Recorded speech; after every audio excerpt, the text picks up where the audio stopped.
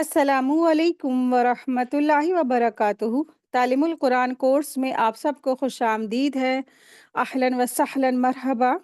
آج کا ہمارا لیسن ہے سورہ نساء آیت 101 سے 104 تک۔ نحمد و نصلی علی رسولہ الکریم، اما بعد فاعوذ باللہ من الشیطان الرجیم، بسم اللہ الرحمن الرحیم۔ رب اشرح لی صدری ویسر لی امری واحلل عقدۃ من لسانی یفقہوا قولی۔ ربی زدنا علما، ربی یسر ولا تعسر وتمم بالخیر وبک نستعین۔ اللہم انی اسألک علما نافعا وعملا متقبلا ورزقا طیبا۔ اللہم انفعنا بما علمتنا وعلمنا ما ينفعنا وزدنا علما، آمین یا رب العالمین۔ بسم اللہ الرحمن الرحیم۔ سورہ نساء کی آیت نمبر 101 دیکھیں۔ اور جب تم زمین میں سفر کرو تو تم پر کوئی گناہ نہیں کہ تم نماز قصر کرو، اگر تمہیں ڈر ہو کہ تمہیں وہ لوگ فتنے میں ڈال دیں گے جنہوں نے کفر کیا ہے، تو بلا شبہ کافر تمہارے لیے کھلے دشمن ہیں۔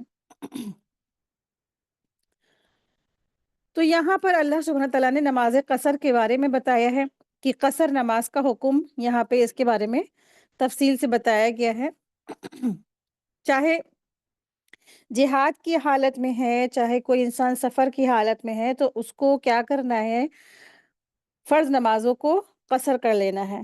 اللہ تبارک تعالیٰ یہاں پر ارشاد فرما رہے ہیں وَإِذَا ضَرَبْتُمْ فِي الْأَرْضِ فَلَيْسَ عَلَيْكُمْ جُنَاحٌ أَن تَقْصُرُوا مِنَ الصَّلَاةِ، اور جب تم زمین میں سفر کرو تو تم پر کوئی گناہ نہیں ہے کہ تم نماز قصر کرو۔ قصر جو یہاں پہ لفظ آیا ہے ان تقصروا کہ تم قصر کر لو، تو قصر لفظ جو ہے تقصروا جو لفظ ہے اس کا روٹ ورڈ قاف صاد اور را ہے، اور اس کے معنی ہوتے ہیں کمی کرنا، تھوڑا کرنا، چھوٹا کرنا۔ قصر سے مراد ہے کہ سفر میں ہر 4 رکعت والی جو نماز ہوتی ہے فرض نماز، اس کو کم کر کے 2 رکعت نماز ادا کرنا، اس سے یہ مراد ہے۔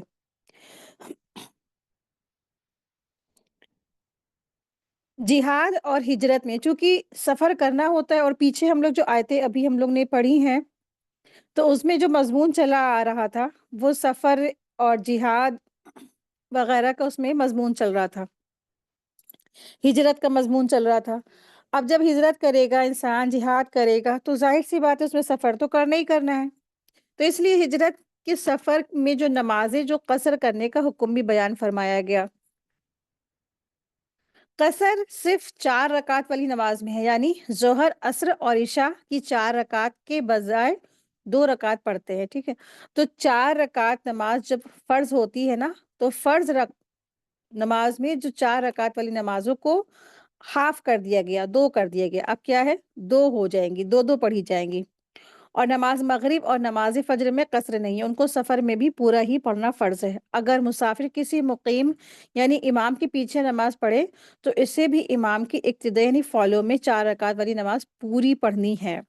مقیم اگر مسافر کے پیچھے اقتداء کر لے تو جب امام 2 رکعت پر سلام پھیریں گے تو مقیم مقتدی کھڑے ہو کر اپنی 4 رکعت پوری کرنے کے لیے باقی رکعتیں پڑھیں گے۔ ہر سفر میں قصر پڑھنا درست نہیں ہے۔ اگر 3 منزل کا سفر ہو تو قصر کرنا درست ہے، اور 1 منزل 16 میل کے برابر ہوتی ہے۔ سفر اگر 48 میل کی مسافت یعنی دوری کا ہو، اور جو کلومیٹر ہے وہ تقریباً 80 تک کی 80 کلومیٹر یا 77 کلومیٹر ہے تو مسافت قصر ہے۔ اتنی مسافت کے لیے جب اپنی بستی کے حدود سے انسان بارڈر سے نکل جائے تو نماز قصر شروع کر دے وہ، اور جب تک کسی بستی یا شہر میں 15 دن ٹھہرنے کی نیت نہ کرے نماز قصر پڑھتا رہے۔ اگر کسی جگہ 15 دن ٹھہرنے کی نیت کر لے تو جب تک وہاں وہ قیام کرے گا، وہاں پہ رہنے کی نیت کرے گا تو نماز کو پوری پڑھنا ہے، قصر نہیں کرنا ہے۔ سفر میں سنتیں پڑھنے کا بھی حکم ہے، سنتوں میں قصر نہیں ہے، البتہ اگر جلدی ہو اور سواری چھوٹ جانے کا ڈر ہو تو سنتیں بالکل ہی چھوڑی جا سکتی ہیں۔ اطمینان اور جلدی کا تقاضا نہ ہو تو سنتیں پڑھ لے، البتہ وطر نہ چھوڑے، اور فجر کی جو سنتیں ہوتی ہیں ان کا بھی احترام کرے، وہ بھی پڑھنا ضروری ہوتی ہیں۔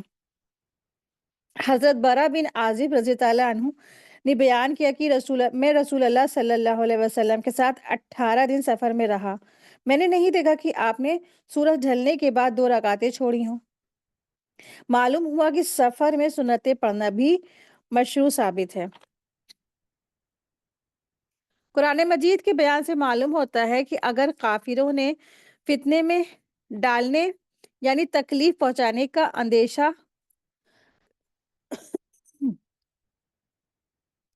اندیشہ ہو تو نماز قصر کرنے کی اجازت ہے۔ تو قرآن مجید کے بیان سے معلوم ہوتا ہے کہ اگر کافروں کے فتنے میں ڈالنے یعنی تکلیف پہنچانے کا اندیشہ ہو تو نماز قصر کرنے کی اجازت ہے۔ اس لیے حضرت یعلا بن امیہ نے حضرت عمر رضی اللہ عنہ سے عرض کی کہ اللہ تعالیٰ نے یوں ارشاد فرمایا ان تقصروا من الصلاۃ ان خفتم ان یفتنکم الذین کفروا، جس سے معلوم ہو رہا ہے کہ امن اور امان ہو تو قصر نہ کریں۔ حضرت عمر رضی اللہ عنہ نے فرمایا کہ مجھے اس بات سے تعجب ہوا تھا جس سے تمہیں تعجب ہو رہا ہے کہ اب امن اور امان ہے، لہٰذا نماز پوری پڑھ لیں۔ تو میں نے رسول اللہ صلی اللہ علیہ وسلم سے یہی سوال کیا تو آپ صلی اللہ علیہ وسلم نے ارشاد فرمایا یہ اللہ تعالیٰ کی طرف سے تم پر صدقہ ہے، لہٰذا اللہ کا صدقہ قبول کرو۔ ٹھیک ہے، تو یہ جو آیت ہے نازل کس پس منظر ہوئی؟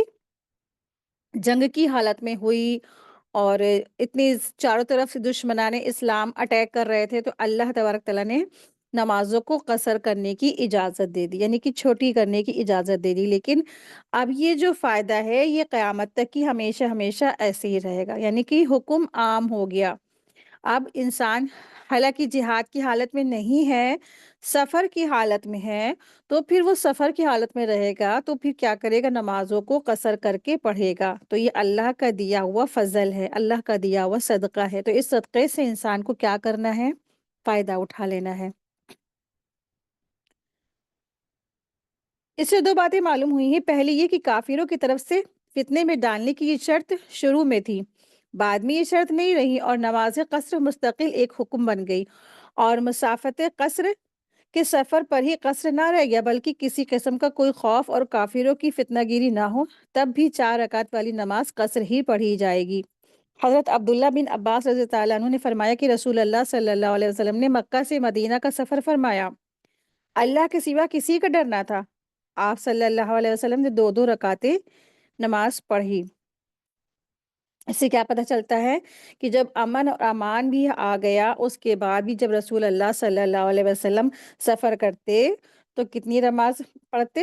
قصر کرتے۔ ہر جو 4 رکعت والی نمازیں ہیں وہ 2 رکعت نماز پڑھتے۔ حضرت حارثہ بن وہاب نے بیان فرمایا کہ میں نے رسول اللہ صلی اللہ علیہ وسلم کے ساتھ مینا میں 2 رکعتیں پڑھی، اور یہ وقت کی بات ہے جب لوگ زیادہ امن اور امان میں تھے۔ یہ وہی وقت ہے جب سب لوگ کیا تھے؟ امن اور امان میں تھے۔ حضرت عبداللہ بن عمر رضی اللہ عنہ نے فرمایا کہ میں نے رسول اللہ صلی اللہ علیہ وسلم کے ساتھ سفر کر رہا تھا، آپ نے 2 رکعتوں سے زیادہ یعنی 4 رکعت والی جو نماز ہے وہ 2 رکعت سے زیادہ نماز نہیں پڑھی، یہاں تک کہ آپ کی صلی اللہ علیہ وسلم کی وفات ہو گئی۔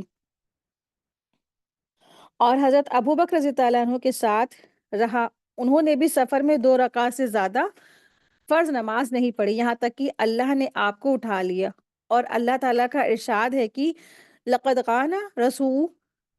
کان فی رسول اللہ اسوۃ حسنہ، البتہ تمہارے لیے اللہ کے رسول کی ذات میں اسوہ حسنہ یعنی اچھی اقتداء ہے۔ یہ مسلم کی حدیث ہے۔ تو اس سے کیا پتہ چلتا ہے کہ رسول اللہ صلی اللہ علیہ وسلم نے حالت سفر میں نماز قصر کر کے پڑھی۔ تو یہ ہم سب کے لیے ایک بہت بہترین اللہ تبارک تعالیٰ نے رخصت دی ہے، کیونکہ انسان حالت سفر میں ہوتا ہے، پریشان ہوتا ہے، اور سواری کا پریشانیاں ہوتی ہیں، ٹرین چل رہی ہوتی ہے، لوگوں کی طبیعتیں خراب ہو رہی ہوتی ہے، وامٹنگ ہو رہی ہوتی ہے، بس ہے، بس کی حالت میں ہے، اس کو چکر آ رہے ہوتے ہیں، یا پلین ہے، پلین میں بھی کیا ہوتا ہے، لوگوں کو سر چکرانے لگ جاتے ہیں نا۔ تو یہ جو سچویشن ہے، یہ جو تکلیفیں ہیں سفر کی وجہ سے، تو اللہ تبارک تعالیٰ نے ہمارے دین کو کتنا آسان بنا دیا کہ نمازوں کو چھوٹا کروا دیا، کہ انسان اس میں پریشانی کی حالت میں ہوتا ہے تو اللہ تبارک تعالیٰ نے اس میں ہم سب کے لیے آسانی عطا فرمائی، تو نمازوں کو قصر کرنے کا اللہ تبارک تعالیٰ نے حکم عطا فرمایا۔ نماز کے قصر کے جو احکامات ہیں اس کو ایک بار پھر سے دیکھ لیتے ہیں کہ کیسے اور کس طرح سے نماز کرنی ہے قصر۔ تو نماز قصر اس وقت پڑھی جائے گی جب کوئی اپنے شہر یا علاقے سے باہر کم از کم 3 دن 3 رات کی مسافت کے سفر کے ارادے سے نکلے، جس کا اندازہ 48 میل یا 77 کلومیٹر لگایا گیا ہے، اور اس شخص کا ارادہ وہاں 15 دن تک رہنے کا ہو، یعنی قیام کا ہو، بشرطے یہ کہ وہ قیام کر رہا ہو، تو وہ جگہ مسافر کا وطن اصلی بھی نہ ہو۔ تو وطن اصلی کیا ہوتا ہے؟ وطن اصلی سے مراد کسی شخص کی وہ جگہ جہاں اس کی پیدائش ہوئی ہو یا اس کے گھر والے وہاں رہتے ہوں، تو وہاں پر وہ جا رہا ہے، اس کا وطن اصلی نہ ہو، تو یہ شخص قصر نماز پڑھے گا۔ قصر کا مطلب ہے ہر 4 رکعت والی فرض نماز کم کر کے 2 رکعت پڑھی جائے گی۔ مغرب کی نماز 3 رکعت اس کی پوری پڑھی جائے گی۔ سنت کا یہ حکم ہے کہ فجر کی دو سنتیں ہیں، ان کو نہیں چھوڑا جائے گا۔ فجر کی 2 سنتوں کے علاوہ باقی نمازوں کی سنتیں مؤکدہ نہ پڑھنے کا اختیار ہے، البتہ پڑھ لینا افضل ہے، نہیں پڑھتا تو کوئی بات نہیں۔ فقہ کرام نے لکھا ہے کہ اگر سفر جاری ہو اور سنتیں پڑھنے میں حرج ہو تو سنتیں چھوڑ دو، اور سفر کے دوران کہیں قیام ہے تو سنتیں ادا کر لے، البتہ فجر کی سنتیں ضرور پڑھنی چاہیے، چاہے سفر رکا ہو یا جاری ہو۔ اور وتر کی نماز بھی وہ بھی پڑھی جائے گی، وہ بھی واجب ہے۔ سفر کی حالت میں وتر کی نماز بھی پڑھنا واجب ہے، وہ بھی پڑھی جائے گی۔ مطلب یہ ہے کہ قصر نمازوں میں فجر کی سنتیں بھی پڑھی جائیں گی اور وتر بھی پڑھی جائے گی، اور جو 3 رکعت نماز مغرب میں ہوتی ہے فرض، وہ پوری پڑھی جائے گی۔ تو 4 رکعت جو فرض ہوتی ہیں، یعنی ظہر میں 4 فرض ہوتی ہے، عصر میں 4 فرض ہوتی ہے، اور عشاء میں 4 فرض ہوتی ہے، تو ان 4 فرضوں کو قصر کر کے 2 2 کر کے پڑھی جائیں گی۔ لیکن مغرب کی 3 رکعت پوری ہوتی ہے، وہ پوری پڑھی جائے گی۔ فجر میں 2 رکعت فرض ہوتی ہے، وہ پوری پڑھی جائے گی۔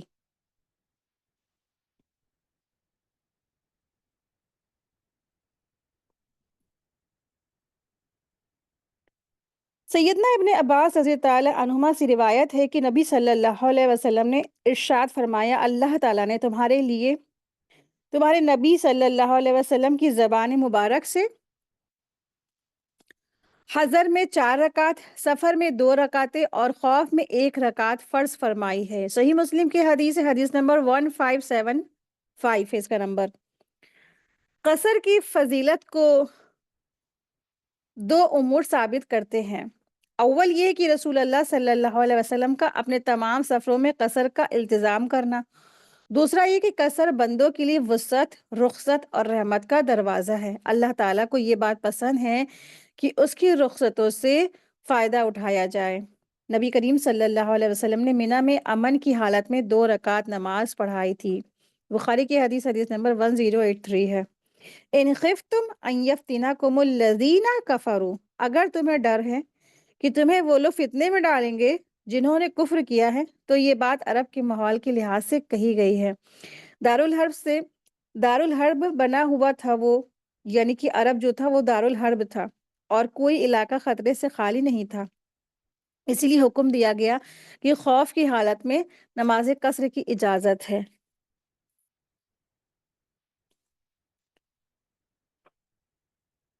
ان الکافرین کانوا لکم عدوا مبینا، بلا شبہ بے شک کافر تمہارے کھلے دشمن ہیں۔ مسلمانوں کو تنبیہ کی گئی ہے کہ کافر ان کے کھلے ہوئے دشمن ہیں، وہ مسلمانوں کو نقصان پہنچانے کا کوئی موقع جانے نہیں دیتے ہیں۔ آیت 102 ہے۔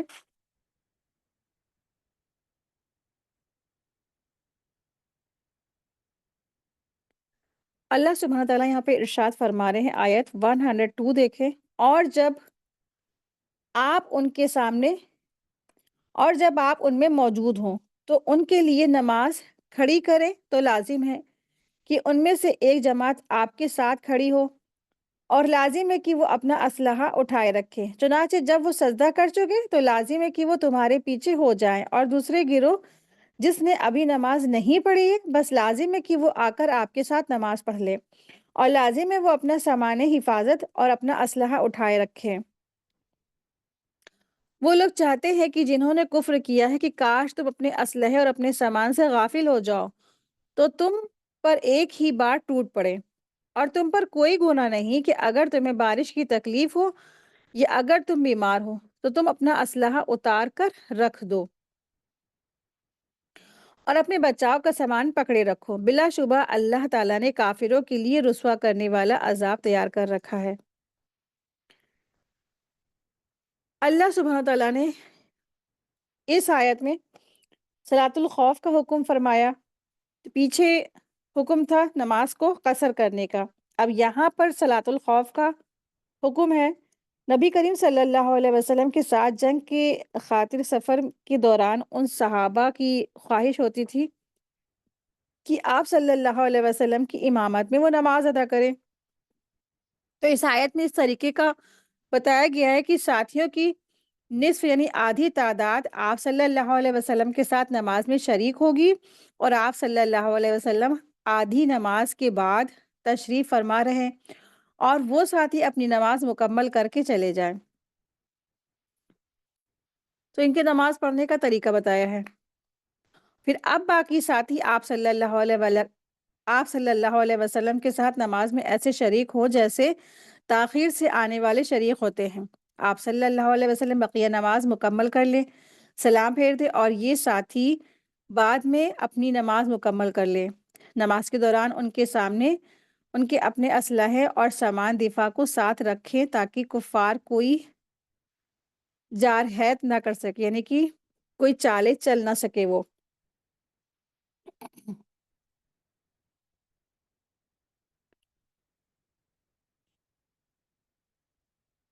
اس آیت میں صلاۃ الخوف کی اجازت بلکہ حکم دیا گیا ہے کہ یہ خوف کی نماز کا وہ موقع ہے جب دشمن موجود ہو اور اس کے حملے کا خطرہ ہو، عملاً جنگ نہ ہو رہی ہو، لیکن ذرا سی غفلت پڑنے پر نقصان کا باعث بن سکتا ہے۔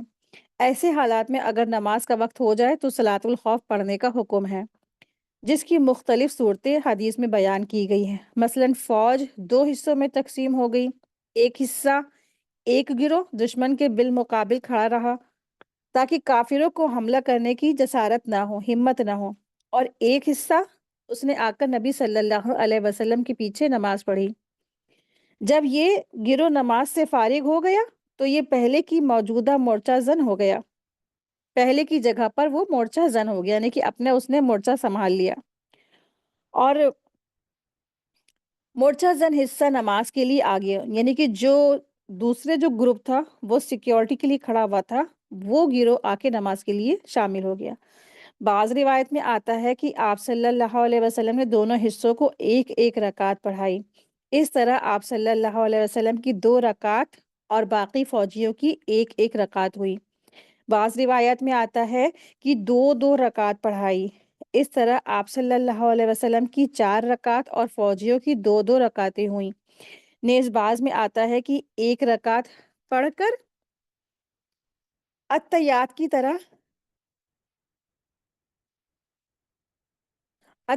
طرح بیٹھ رہے۔ فوجیوں نے کھڑے ہو کر اپنے طور پر ایک رکعت اور پڑھ کر 2 رکعت پوری کی اور دشمن کے سامنے ڈٹ گئے۔ دوسرے حصے یعنی دوسرے گروہ نے آ کر نبی صلی اللہ علیہ وسلم کے پیچھے نماز پڑھی۔ آپ نے انہیں بھی 1 رکعت پڑھائی اور اتحیات میں بیٹھ گئے اور اس وقت تک بیٹھے رہے جب تک فوجیوں نے دوسری رکعت پوری نہیں کر لی، پھر ان کے ساتھ آپ صلی اللہ علیہ وسلم نے سلام پھیر دیا۔ اس طرح آپ کی بھی 2 رکعت اور فوج کے دونوں حصوں کی بھی 2 رکعت ہو گئی۔ تو کئی جنگیں ہوئی تھی، مختلف جنگیں ہوئیں، اور مختلف جنگوں میں رسول اللہ صلی اللہ علیہ وسلم نے نمازیں پڑھائیں۔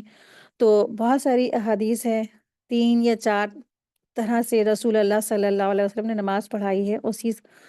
उसी के बारे में बताया गया था। तो इब्नुल अरबी रहमतुल्लाह अलैह लिखते हैं कि रसूल अल्लाह सल्लल्लाहु अलैहि वसल्लम ने 14 मर्तबा सलातुल खौफ पढ़ी। तो 14 मर्तबा जब सलातुल खौफ पढ़ी रसूल अल्लाह सल्लल्लाहु अलैहि वसल्लम ने, आप सोचिए ज़रा, तो अलग-अलग तरीके से पढ़ी। कभी 2 पढ़ा दी आप सल्लल्लाहु अलैहि वसल्लम ने खुद, कभी आप सल्लल्लाहु अलैहि वसल्लम ने 2 रकात पढ़ ली होगी, कभी 4 रकात पढ़ ली होगी। तो इससे क्या पता चलता है कि जब रसूल अल्लाह सल्लल्लाहु अलैहि वसल्लम ने 2 रकात पढ़ी, तो पीछे जो पढ़ने वाले लोग थे उनकी रकात कितनी होगी? 1 रकात। और फिर जब रसूल अल्लाह सल्लल्लाहु अलैहि वसल्लम ने 4 रकात नमाज़ पढ़ी, क्योंकि आप सल्लल्लाहु अलैहि वसल्लम इमाम थे ना, तो आप सल्लल्लाहु अलैहि वसल्लम ने जब 4 रकात नमाज़ पढ़ी जंग की हालत में, तो जो पीछे पढ़ने वाले लोग थे उन्होंने कितनी रकात पढ़ी? 2-2 रकात पढ़ी। तो जैसे मौका वैसी नमाज़ पढ़ी गई। तो जा जिसमें ज़्यादा खतरा था, जिसमें ज़्यादा जान का खतरा था, तो उसमें रसूल अल्लाह सल्लल्लाहु अलैहि वसल्लम ने 1-1 रकात नमाज़ पढ़ा दी।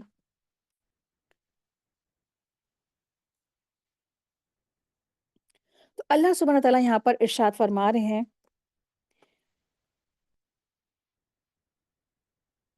कि वइज़ा कुंतुम वइज़ा कुंत फ़ीहिम फ़अक़मत लहुमुस्सलाह,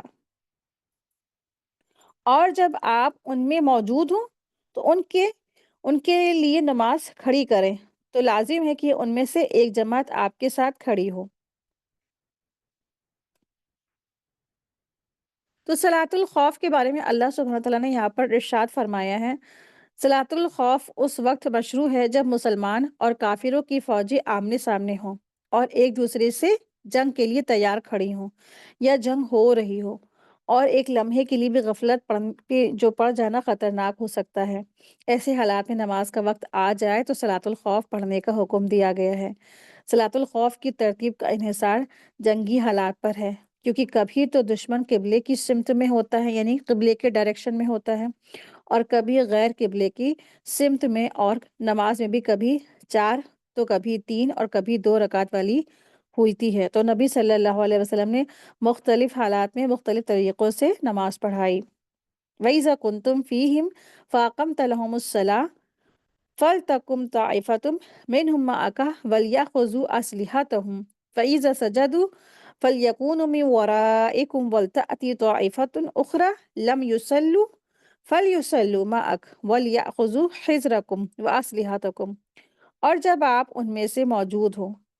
उनमें मौजूद हो, तो उनके लिए नमाज खड़ी करें। तो लाजिम है कि उनमें से एक गिरोह आपके साथ खड़ा हो, और लाजिम है कि वो अपना असलहा उठाए रखे। चुनाचे जब वो सजदा कर चुके, तो लाजिम है कि वो तुम्हारे पीछे हो जाए, और दूसरा गिरोह जिसने अभी नमाज नहीं पढ़ी, बस लाजिम है कि वो आकर आपके साथ नमाज पढ़े, और लाजिम है कि वो अपना सामान हिफाजत और अपना असलहा उठाए रखे।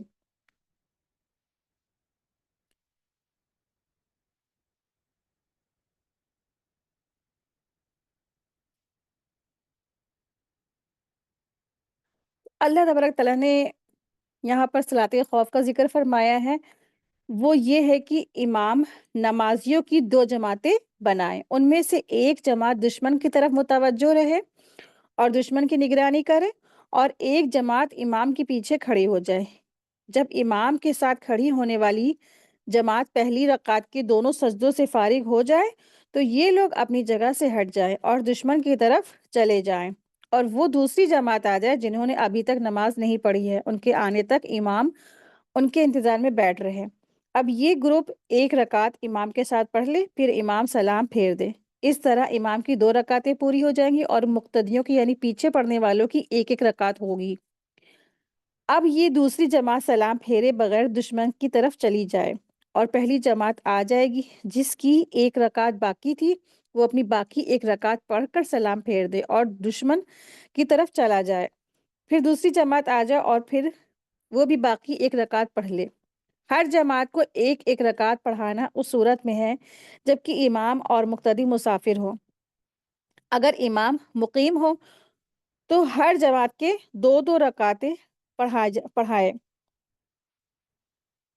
तो हर जमात को 2-2 रकातें पढ़ाएँ, बाकी रकातें वो लोग अपने से आकर पूरी कर लें। अगर नमाज़ मगरिब में ऐसा वाक़या पेश आए, तो पहली जमात को 2 रकातें और दूसरी जमात को 1 रकात पढ़ाएँ। नमाज़ में आना-जाना चूँकि हालत इज़्तिरार यानी मजबूरी مجبوری کی وجہ سے ہے اور شرعی اجازت سے ہے، اس لیے اس سے نماز فاسد نہیں ہوگی۔ صلاۃ الخوف سے نہ صرف نماز کی بلکہ نماز با جماعت کی اہمیت معلوم ہو رہی ہے۔ آپ دیکھیں کہ جنگ کی حالت ہے، حالت جنگ ہے، اور حالت میں اتنی ایسی حالت ہے کہ انسان کی جان بھی جانے کا خطرہ ہے، جان پہ آن پڑی ہے، پھر بھی نماز کی تاکید اور پھر پلس جماعت سے نماز پڑھنے کی تاکید ہے۔ تو نماز کا حکم اور پھر نماز کو جماعت سے پڑھنے کا حکم ہے، تو اس سے اس کی اہمیت پتہ چل رہی ہے کہ کیسے بھی حالات ہو انسان کو جماعت نہیں چھوڑنا چاہیے، خاص کر کے جو یہ مرد حضرات ہوتے ہیں نا، ان کے لیے خاص کر کے یہاں پر حکم ہے کہ انہیں نماز با جماعت پڑھنے کی ضرورت ہے۔ تو با جماعت نماز کی اہمیت معلوم ہو رہی ہے، جبکہ دشمن سر پر سوار ہے اور اس کی جو وقت ہے وہ نماز چھوڑنے کا ذکر بھی نہیں، ٹھیک ہے؟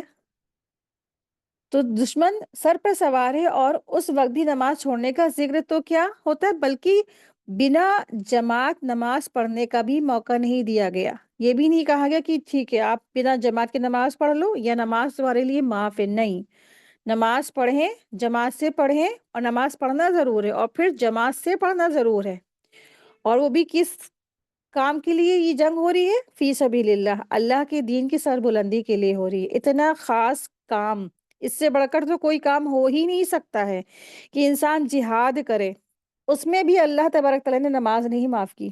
آپ سوچیں ذرا کہ کیسے لوگ اپنے گھروں کے چھوٹے موٹے کام کاج میں، یا اپنے گھر و باہر کے کوئی کام کاج میں، یا بیماری میں، یا ازاری میں، یا کسی بھی مسئلے میں انسان اپنی نمازیں پہلے ترک کر دیتا ہے۔ تو یہ کیسے سوچ سکتا ہے انسان کہ ہماری نمازیں جو ہم نے نہیں پڑھی ہیں تو ہم اللہ تعالیٰ سے معاف کروا لیں گے، یا اللہ ہم کو جانے دے گا، بخش دے گا؟ تو جبکہ اتنے کڑے احکامات ہیں کہ حالت جنگ میں بھی نماز اللہ نے نہیں معاف کی اور جماعت سے نماز پڑھنے کا حکم دیا ہے۔ تو حملے کی صورت میں ہاں، اگر دشمن کا ہجوم اس انداز سے ہو جائے کہ ان کے حملے کی حفاظت کی کوئی صورت نہ بن رہی ہو، تو پھر علیحدہ علیحدہ نماز پڑھ لے، ٹھیک ہے؟ اگر یہ صورت بھی ممکن نہ ہو تو نماز مؤخر یعنی بعد میں پڑھی جا سکتی، یعنی کہ بہت زیادہ چاروں طرف سے تیر اور تلوار اور بھالے چل رہے ہیں، تلواریں چل رہی ہیں اور بہت زیادہ ہجوم ہے اور نماز کا وقت آ گیا، تو پھر کیا کرنا ہے؟ تو پھر نماز کو تھوڑا ڈیلے کر سکتے ہیں یا پھر علیحدہ علیحدہ کر کے پڑھ سکتے ہیں۔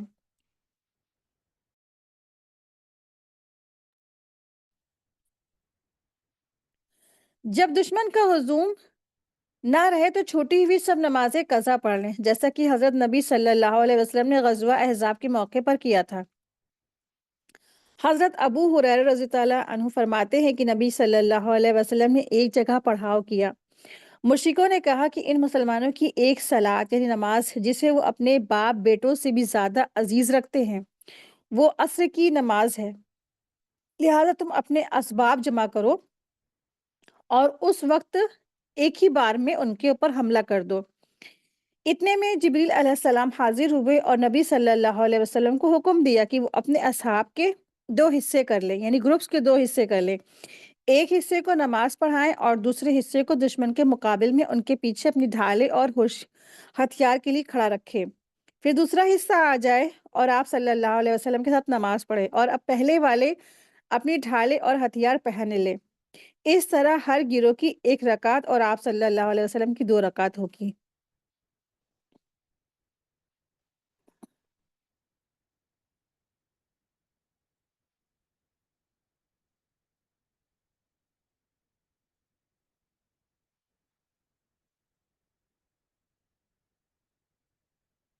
یہ ابو داؤد کی حدیث تھی۔ سیدنا جابر رضی اللہ عنہ فرماتے ہیں کہ غزوہ ذات الرقاع کے موقع پر ہم رسول اللہ صلی اللہ علیہ وسلم کے ساتھ تھے، نماز کی نیت باندھی گئی، رسول اللہ صلی اللہ علیہ وسلم نے لشکر کے ایک حصے کو دو رکعت نماز پڑھائی اور وہ چلا گیا، پھر لشکر کے دوسرے حصے کو دو رکعت نماز پڑھائی، اس طرح رسول اللہ صلی اللہ علیہ وسلم کی چار رکعت اور لوگوں کی دو رکعتیں ہو گئی۔ صحیح بخاری کی حدیث ہے، حدیث نمبر 4136 ہے اس کا نمبر۔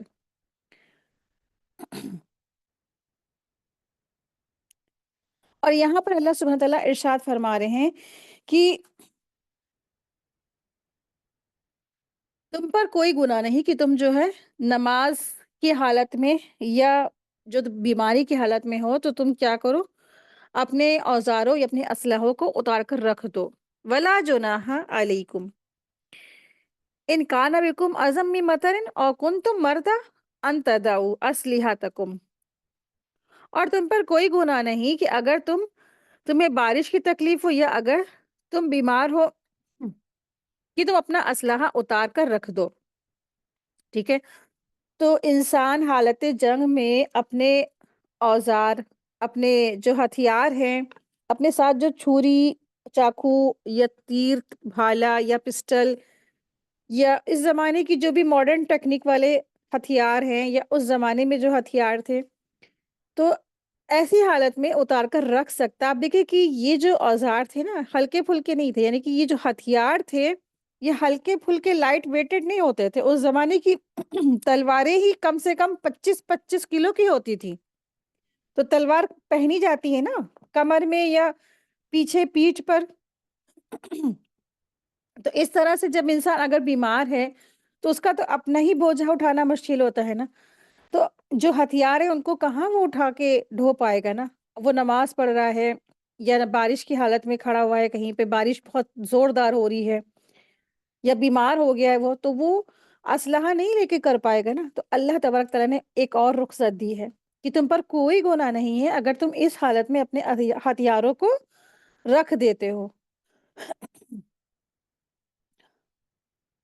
اور پھر اللہ تبارک تعالیٰ ارشاد فرما رہے ہیں وَخُذُوا حِذْرَكُمْ، اور اپنے بچاؤ کو تیار رکھو، اپنے جو اسلحے ہیں ان کو، بچاؤ کو، سامان کو تیار رکھو، پکڑے رکھو اس کو، لیکن چھوڑنا نہیں ہے۔ تو 2 مرتبہ یہ الفاظ اللہ تبارک تعالیٰ اس آیت میں لائے ہیں۔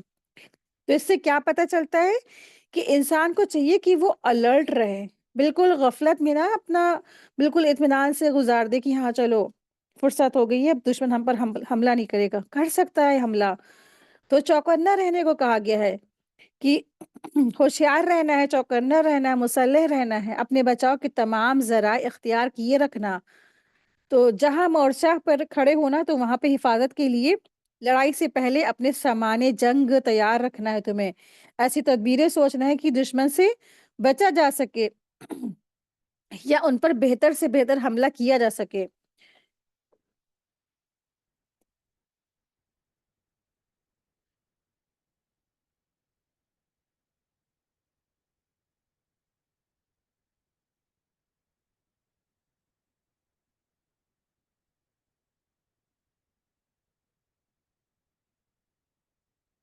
وَخُذُوا حِذْرَكُمْ، اور اپنے بچاؤ کا سامان پکڑے رکھو۔ اسلام احتیاط کے تقاضوں سے بے پرواہ ہونے کی اجازت کسی حال میں نہیں دیتا۔ یہی وجہ ہے کہ اگر اسلحہ اتارنے کی مجبوری ہو جائے تب بھی سامان حفاظت سے بے پرواہ ہونے کی اجازت نہیں ہے۔ حالت نماز میں بھی شدت کے ساتھ دفاع کا اہتمام کرنے کی تلقین کی گئی ہے۔ ان اللہ اعد للکافرین عذابا مہینا، بلا شبہ اللہ تعالیٰ نے کافروں کے لیے رسوا کرنے والا عذاب تیار کر رکھا ہے۔ تو صلاۃ الخوف سے کیا سبق ملتا ہے؟ اس آیت میں جو صلاۃ الخوف کا اللہ تبارک تعالیٰ نے حکم دیا، تو اس سے کیا سبق ملتا ہے؟ پہلا سبق تو یہ ملتا ہے کہ نماز مومن کا ہتھیار ہے۔ نماز میدان جنگ میں بھی ایک مومن کو یہ شعور دیتی ہے کہ اس کا مقصد زندگی، اس کا نصب العین اور اس کا عقیدہ برتر ہے اور اعلیٰ ہے۔ نماز سے جہاد میں فائدہ اٹھانا ضروری ہے کیونکہ جنگ کی قضا اور جنگ کے مجاز کے ساتھ نماز کا گہرا تعلق ہے۔ آیت کے آیت نمبر 103 ہے، پھر جب تم نماز پوری کر چکو تو کھڑے ہوئے اور بیٹھے ہوئے اور اپنے پہلوؤں پر لیٹے ہوئے اللہ تعالیٰ کو یاد کرتے رہو، پھر جب تم بے خوف ہو جاؤ تو نماز قائم کرو۔ بلا شبہ نماز ہمیشہ سے ایمان والوں پر ایسے فرض ہے جس کا وقت مقرر کیا گیا ہو، جس کا وقت مقرر کیا ہوا ہے۔ فَإِذَا قَضَيْتُمُ الصَّلَاةَ، پھر جب تم نماز پوری کر چکو تو یہاں نماز ادا کر چکنے سے مراد نماز خوف ہے۔ فَاذْكُرُوا اللَّهَ قِيَامًا وَقُعُودًا وَعَلَى جُنُوبِكُمْ، تو تم کھڑے ہوئے، بیٹھے ہوئے اور اپنے پہلوؤں پر لیٹے ہوئے اللہ کو یاد کرتے رہو۔ چونکہ نماز قصر کر دی گئی ہے، لہٰذا اس کی تلافی کے لیے کھڑے بیٹھے لیٹے ہوئے ذکر کرنے کا حکم دیا گیا ہے۔ تو اللہ تبارک تعالیٰ نے حکم دیا ہے کہ نماز خوف کے بعد کثرت سے اللہ کا ذکر کیا جائے۔ وہ ذکر الہی دیگر تمام نمازوں کے بعد میں بھی مشروع اور مرغوب ہے، لیکن نماز خوف کے بعد اس کی زیادہ تاکید ہے، کیونکہ نا اس نماز کے ارکان میں اسے جو نماز کے ارکان میں تخفیف کر دی گئی ہے، اور اس میں آنے جانے کی بھی رخصت ہے، اور اس میں اللہ تبارک تعالیٰ نے کئی سہولتیں بھی عطا فرمائی ہیں، اور جو اس میں اللہ تبارک تعالیٰ نے رخصتیں دی ہیں۔ صلاۃ الخوف کی نماز ایسی انسان پڑھ لے، چھوٹی پڑھ لے اور ایک ایک رکعت پڑھ لے، لیکن جب خوف اور امن کا جو وقت ہے وہ تمہارا واپس تو جو خوف کا جو وقت ہے وہ چلا جائے اور امن کا وقت تمہارا واپس آ جائے، تو امن کی حالت میں اللہ کا کثرت سے تمہیں پھر ذکر کرنا ہے۔ خوف کا وقت جاتا رہا، امن کا وقت آ گیا، اب کیا کرنا ہے؟ اللہ کا ذکر کثرت سے کرنا ہے، کثرت سے اللہ تبارک تعالیٰ کا شکر ادا کرنا ہے، ان کو یاد کرنا ہے، ان کی تسبیح کرنا ہے۔ تو اللہ کا ذکر اگرچہ تمام نمازوں کے بعد مشروع اور پسندیدہ، لیکن نماز خوف کے بعد اس کی خاص طور پر تاکید کی گئی ہے، کیونکہ اللہ تعالیٰ نے خوف کی حالت میں نماز کے ارکان میں کمی کر دی۔ فَإِذَا اطْمَأْنَنْتُمْ فَأَقِیمُوا الصَّلَاةَ، پھر جب بے خوف ہو جاؤ تو تم نمازیں قائم کرو، حالت امن میں ہو پوری نماز ادا کی جائے گی، یعنی جب خوف اور جنگ کی حالت ختم ہو گئی تو پھر عام حالات میں خشوع اور خضوع کے ساتھ، رکوع اور سجود کے ساتھ، تمام ارکان کے ساتھ نمازیں پوری ادا کرو۔ طمانینت خوف سے نفس کا سکون میں آ جانا ہے۔ مجاہد نے فرمایا کہ فَإِذَا اطْمَأْنَنْتُمْ، اس سے مراد سفر سے اپنے گھر واپس آنا ہے۔ إِنَّ الصَّلَاةَ كَانَتْ عَلَى الْمُؤْمِنِينَ كِتَابًا مَوْقُوتًا، بلا شبہ نماز ہمیشہ سے ایمان والوں پر ایسا فرض ہے جس کا وقت مقرر کیا ہوا ہے۔ اس سے یہ خاص اصول اخذ ہوتے ہیں کہ پہلی چیز یہ کہ وقت کی پابندی نماز کی شرائط میں سے ہے، دوسرا یہ نماز کی پابندی اللہ تعالیٰ کی طرف سے عائد کردہ فریضہ ہے، تیسری بات یہ پتہ چلتی ہے کہ نماز کے جو وقت اوقات نبی صلی اللہ علیہ وسلم نے مقرر کیے ہیں، اللہ تعالیٰ نے انہیں اپنی طرف سے مقرر کردہ فریضہ قرار دیا ہے۔ موقوتہ کے معنی ایک مقرر وقت پر، یعنی جو وقت ان کے لیے مقرر ہو۔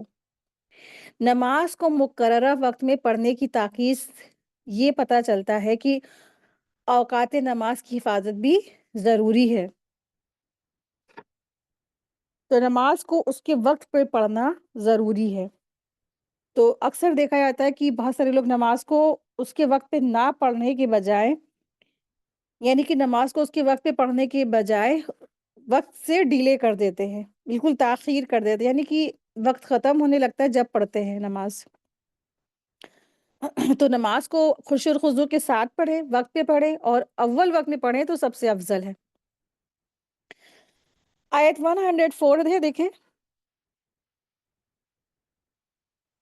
اور اس قوم کی تعاقب میں ہمت نہ ہارو، اگر تم تکلیف اٹھاتے ہو تو بلا شبہ وہ بھی تکلیف اٹھاتے ہیں جیسا کہ تم تکلیف اٹھاتے ہو، اور تم اللہ تعالیٰ سے امید رکھتے ہو جو وہ امید نہیں رکھتے، اور اللہ تعالیٰ ہمیشہ سے سب کچھ جاننے والا ہے، کمال حکمت والا ہے۔